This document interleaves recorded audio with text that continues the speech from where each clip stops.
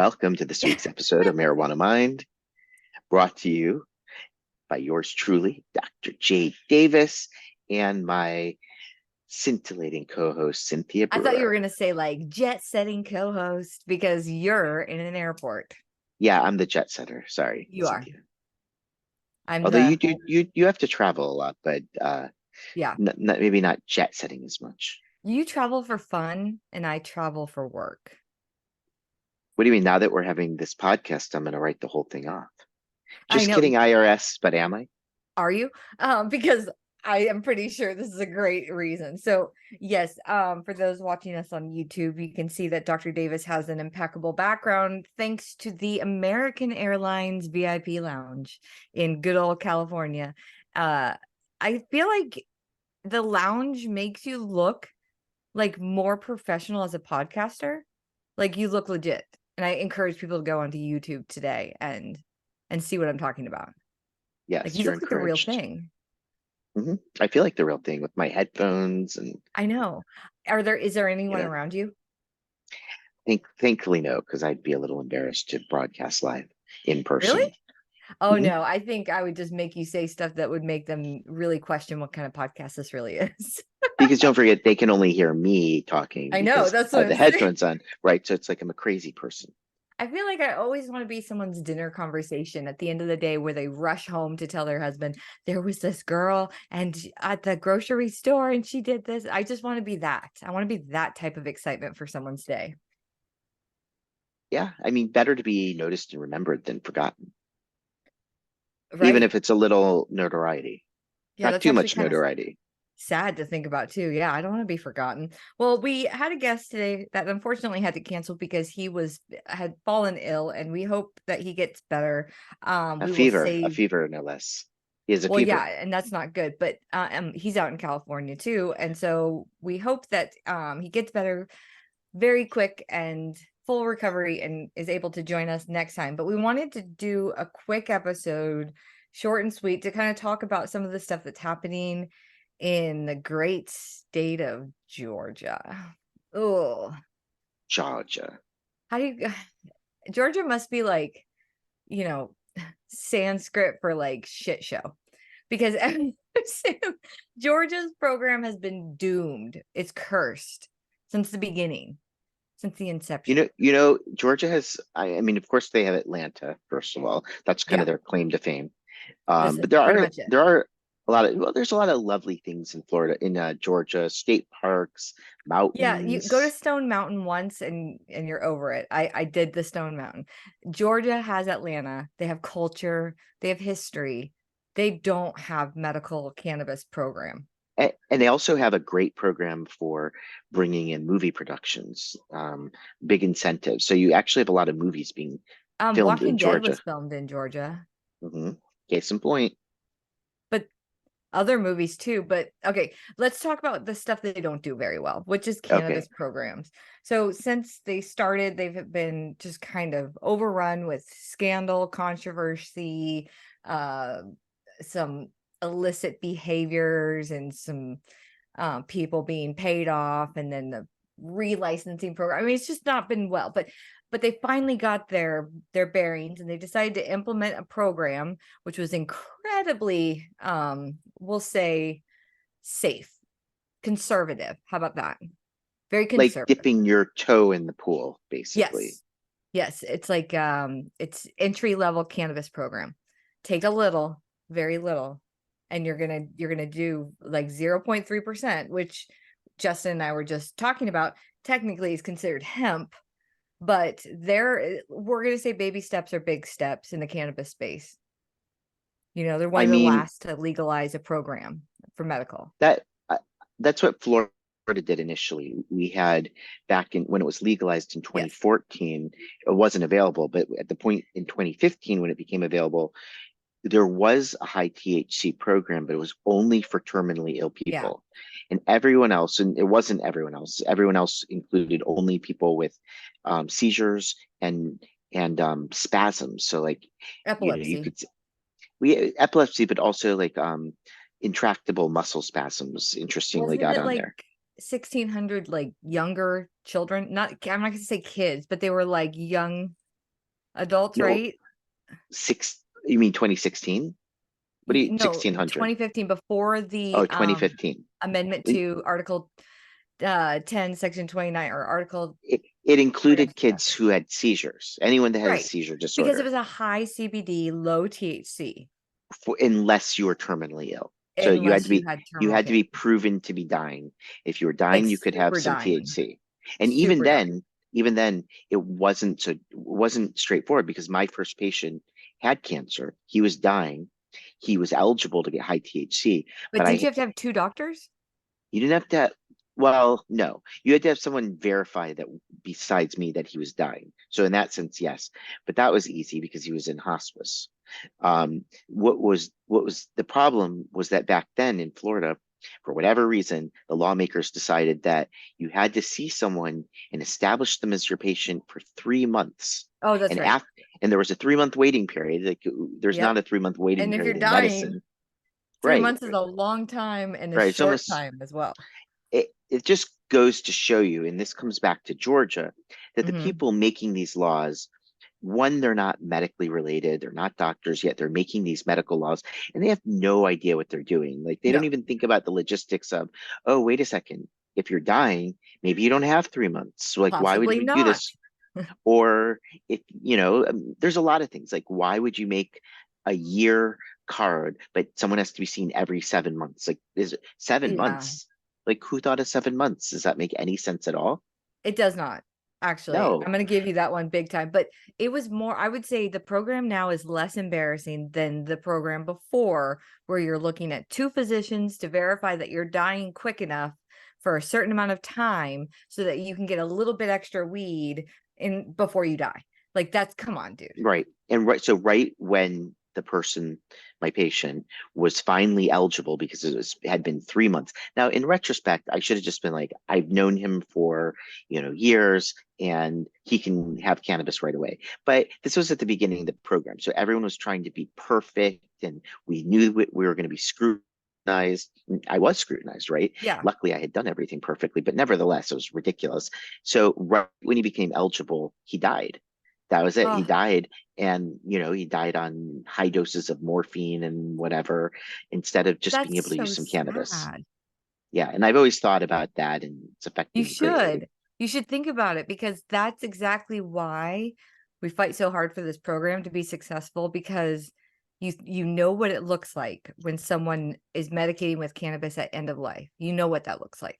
Mhm. It's more tolerable, I think, with your family, to watch someone be able to still eat, still rest, not being in as much pain, but they're still living out the rest of their days, as Right. opposed to making them comfortable, quotes, which is exactly what that gentleman had to go through, which was they claim making him comfortable, pumping him full of morphine to make him, not be in pain, when there's something like cannabis that would have done it just Right. fine. I mean, if that's the person's preference or that's the best choice for them, Of course, you know, everyone's some different. someone should be able to have morphine at the end of their life. But that being said, if they would prefer to have cannabis and that would improve their quality of life or their quality of dying, Right. then I mean, for goodness sake, let them have it. I think I might do a little of both if it was me. Like a little That's cocktail fine. of both. I would like for them to mix some morphine into my little cocktail shaker, and then while no, God forbid anything No, horrible no, happens.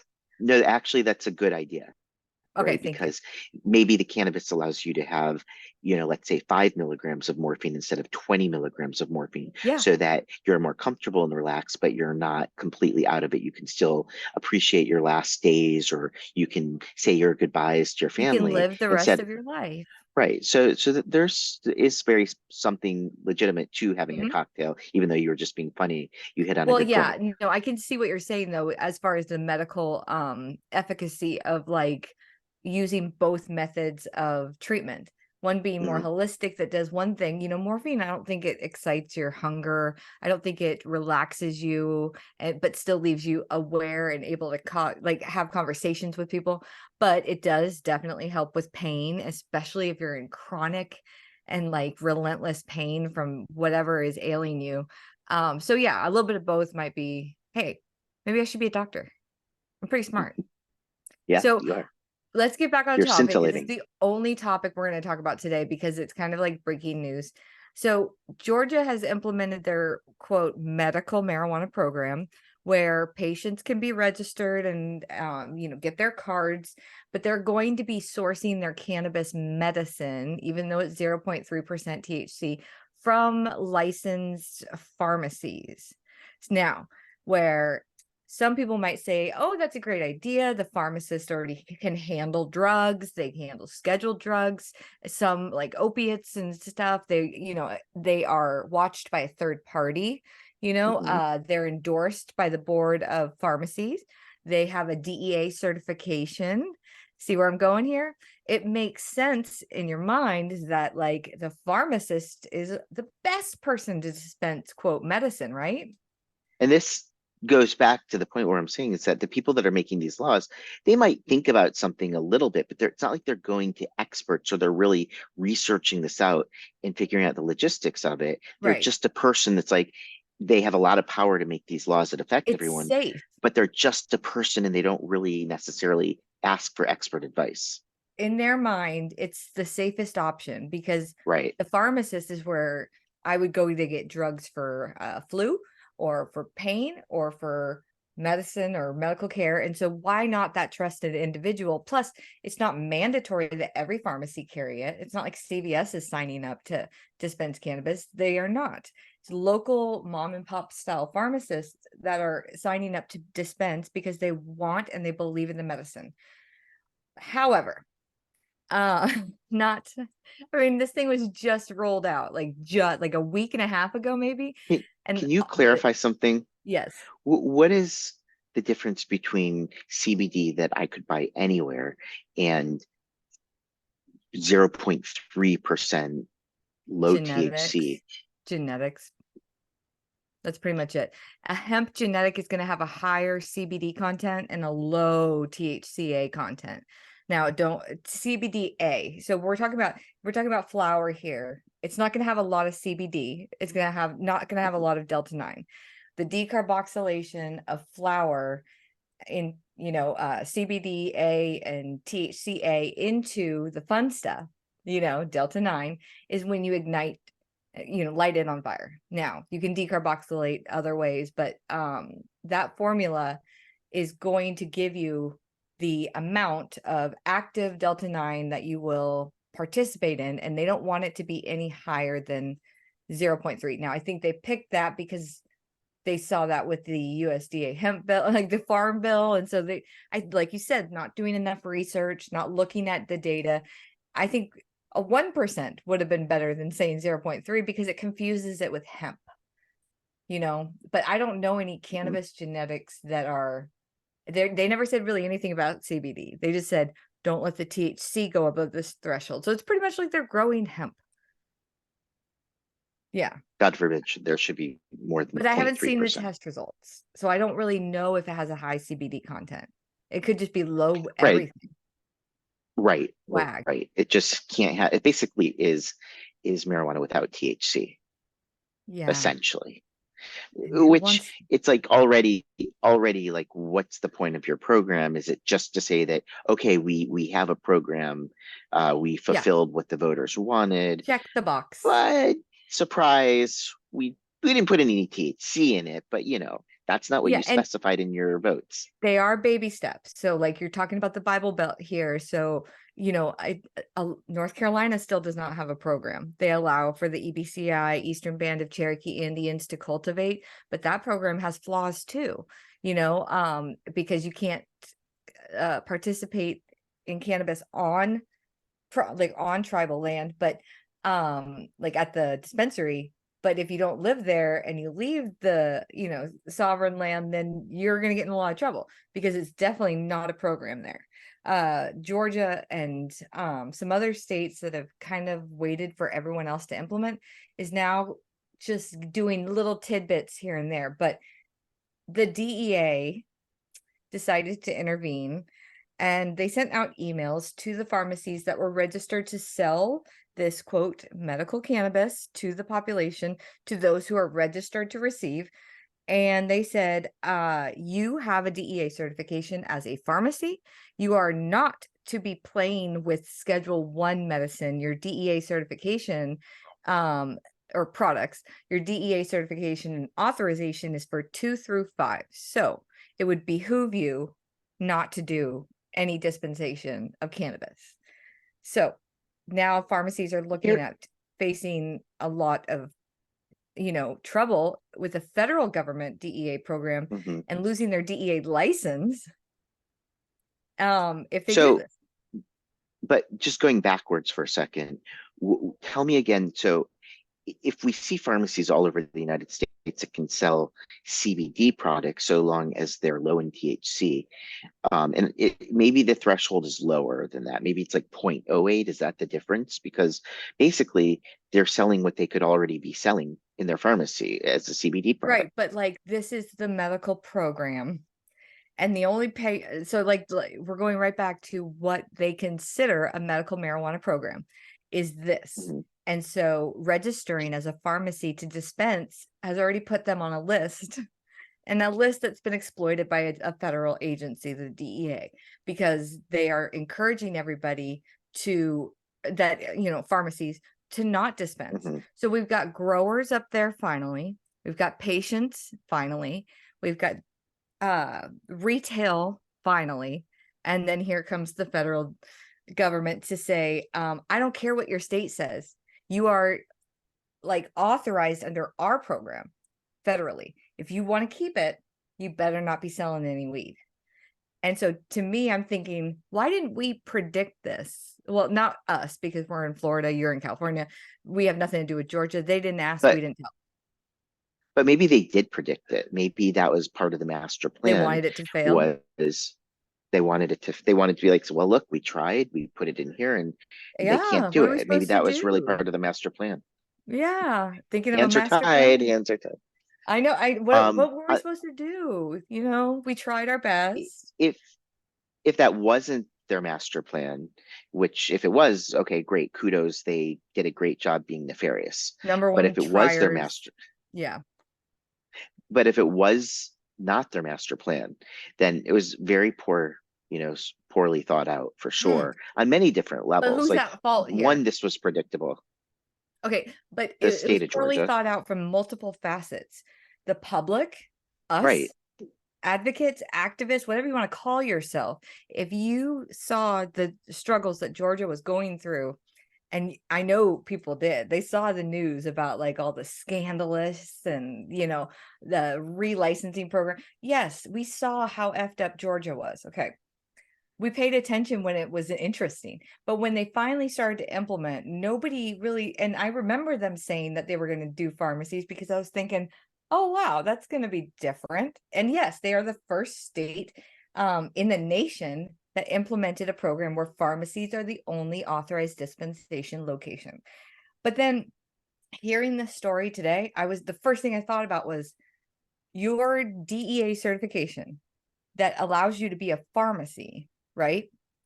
To dispense Mhm. medicine to the population with a prescription. Um so that right there, that a lot like permission slip from the federal government is so that you can sell narcotics, opiates, anything scheduled 2 through 5. Why wouldn't the pharmacist, when they were signing up to be part of the program, kind of think, hey, if I violate the law, if I break the federal law, I might lose my federal authorization. Mhm. It's just like Yeah. I That know, also, well, maybe okay, also, the state did give them let's be permission. honest, but let's also be honest that pharmacies don't really know anything about No, hemp and CBD, THC because they're not taught that. And to be fair, it's not they're not trained in that. And if the program were to become successful, think about like how big of a business it is to have these dispensaries and all of the so specialized things that they're producing, and how they're decarboxylating and purifying and concentrating, or the different strains. The pharmacies aren't going to be able to do this, and even if no. there's They're just they're the growers that grow it retailer. and give it to them, They don't know anything about it. So Yeah. it's maybe not a great position for them to be put in regardless of the DEA. I like the fact that So there's it's pharmacists out short-term there thinking. that are smaller, local pharmacists, mom and pop shops that see the medical benefit of cannabis or a cannabis program, Mhm, even if they are dispensing narcotics, opiates, or whatever, they do see that there is medical benefit to cannabis. So they volunteer mhm. themselves as the dispensation option because that is the only people that are allowed to. I love that they stepped up, I spoke up, Yeah, and refused to put up with any nonsense. But they also, like, as a pharmacist, you should know because you have all of these federal authorizations, the Board of Pharmacy said that they could dispense it. So they automatically just think, oh, it'll be fine. But they forget about the DEA. They get inspected by the DEA and they're going to find weed on the I premises. You don't think they're going to ask more questions? I think they thought they were more protected by the state law. what I like about the idea of pharmacists doing it is that they could potentially compound things. So I do like that. they could take Actually, I don't think that's THC, allowed. CBD, I don't think that's CBN, allowed. CBG. Well, I don't think it is either, but that's really where pharmacists should be getting involved. That if you want a transdermal CBD, Yeah. CBG patch, or gel, they could make that. They can make Or some very specific formulating, things for pain yeah, like a relief, capsule of for CBN and CBD with like a splash of THC for somebody. But then you hmm go back into how much expertise. And then also we got to talk about lab testing. There was a gentleman that spoke in a couple of articles. He was very outspoken in opposition of the program, Dr. Kevin Sabet, and he brought up the fact that pharmacists should not, and like I said, he's in opposition, pharmacists should not dispense cannabis products because they might be dispensing something that has a higher THC percentage than they think it does. And when they get caught with it, the patients might run into issues with the police laboratory testing. So of course this entire thing made me cringe because I'm like, dear Lord in heaven. Where do I start? So Dr. Kevin, if you're listening, which I assume you are, I'm gonna fuck you up with some knowledge. The police laboratory, there should be, first of all, there should be testing before the product's released to the pharmacy to go to a patient. Is that happening? Yes or no? Is that laboratory vetted by a third party ISO accreditation? Yes or no? Are they vetted by the state? Yes or no? Then you say apples to apples with the police lab? Yes or no? Most likely no. And then you're saying that this is why they shouldn't dispense is because the police lab might see more things than they think they do. No, dude, come on.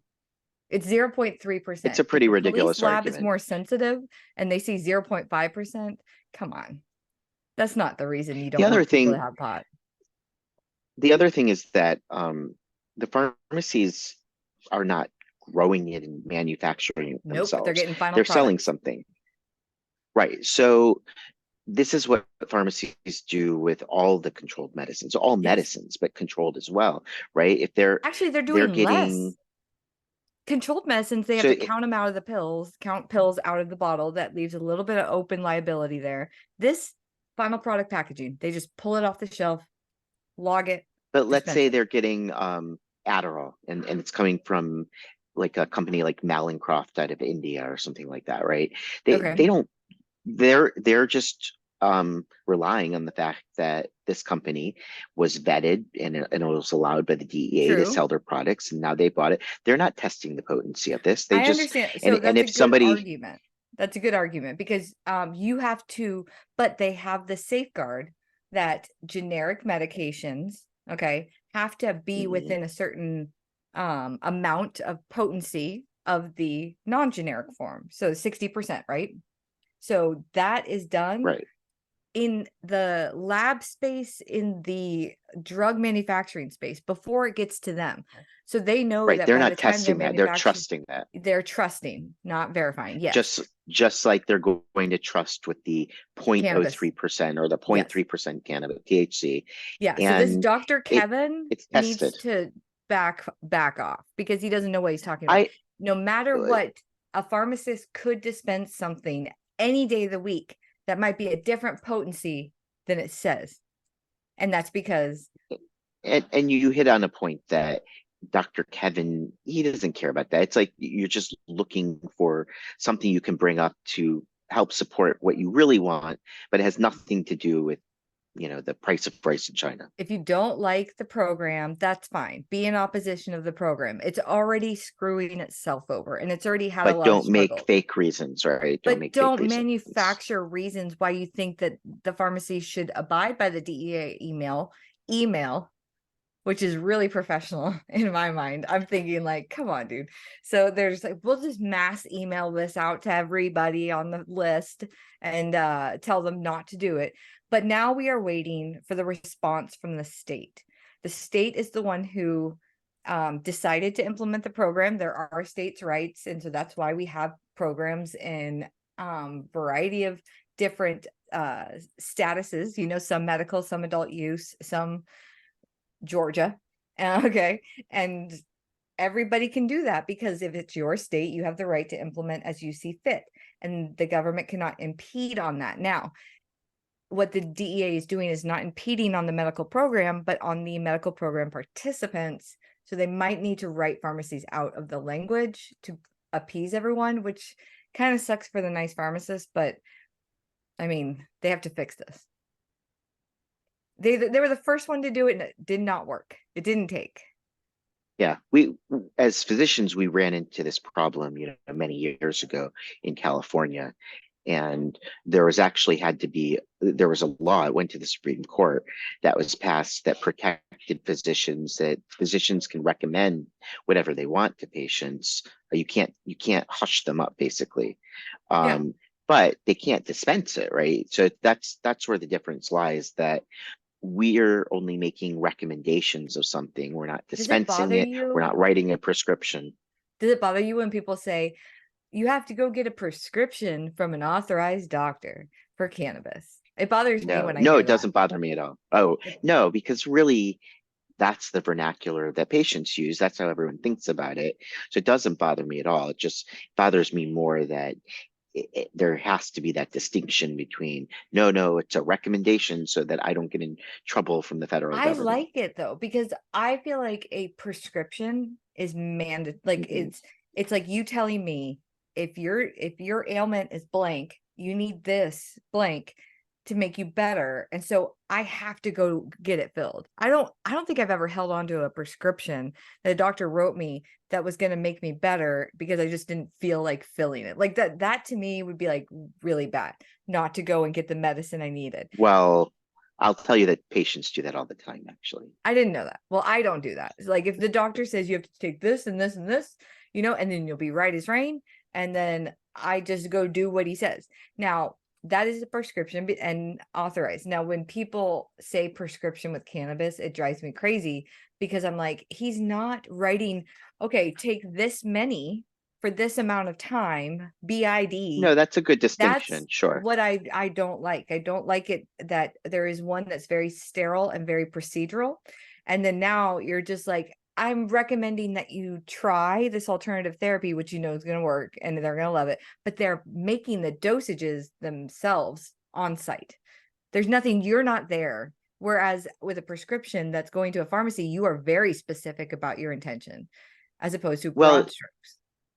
yeah, I mean, you are right, and we take much broader strokes because a patient has a lot more freedom in this. But I recommend, things all the time for people, whether it's a specific product or products that I think they might benefit from. For example, maybe something transdermal might be beneficial for this particular reason. And listen, this is very strong, so maybe Yeah. don't start out with more than 1 to 3 milligrams of, if you're going to try drops, tinctures, for example. So it's like you have to walk that line, but you want Yeah. to provide support for your patients. But you're right; they have much more But what's freedom than with an happening in actual Georgia prescription. then? Is Georgia doctors, are they writing specifics and then the pharmacy is dispensing specifics, just like I had a cold and I was talking about? Or is it broad strokes and the patient's allowed to go and pick Well, from different methods of delivery? Because that's that's a kind good of weird. question. I don't know. because you have to get a special license to be a doctor that even Yeah, I suggests that mean, someone there's use things about the program that I'm gonna have low to like THC. read up on, because I feel like there may be more hiccups that are gonna be in the near future if I don't. I want to prepare myself, because I get it if you say take 2 for 7 days and then you're not going to be sick anymore. But if you say you have 14,000 milligrams of cannabis, have, dealer's choice. You don't have to smoke it. You can vape it. You can eat it. You can, put it on your skin, whatever. Your decision, but you get this much allotment.